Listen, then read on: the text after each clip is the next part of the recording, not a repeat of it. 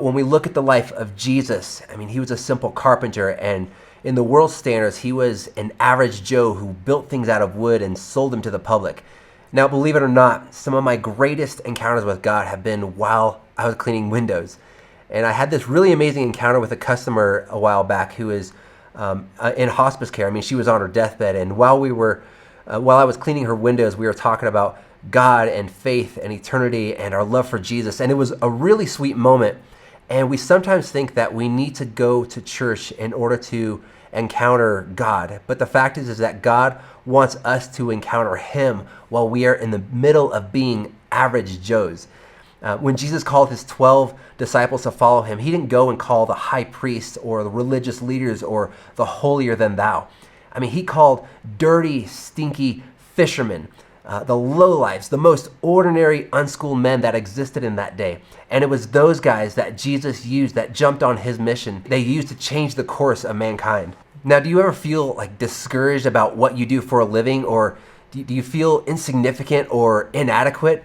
I mean, Jesus, he was a simple carpenter, and it was his obedience that led him to take a couple planks of wood that changed the course of the human race.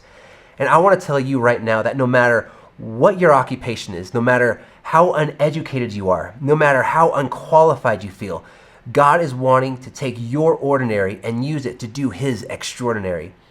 So what does this have to do with window cleaning? Well, for me, Christ is the basis of the way that I operate in my business.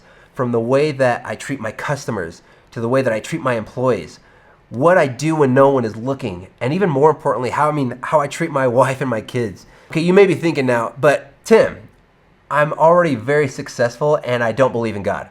Well, for one, I'm very happy for your success, but life with God isn't about success. It's actually about surrender and giving him everything so that you can encounter the fullness of his love and his mercy.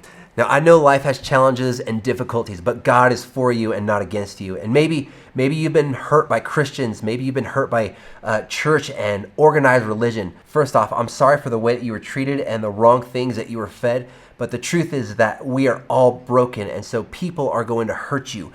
They're going to fail you. They're going to disappoint you. But even if you decide that you don't want anything to do with religion or Christians, at least give Jesus a chance to show you who he is.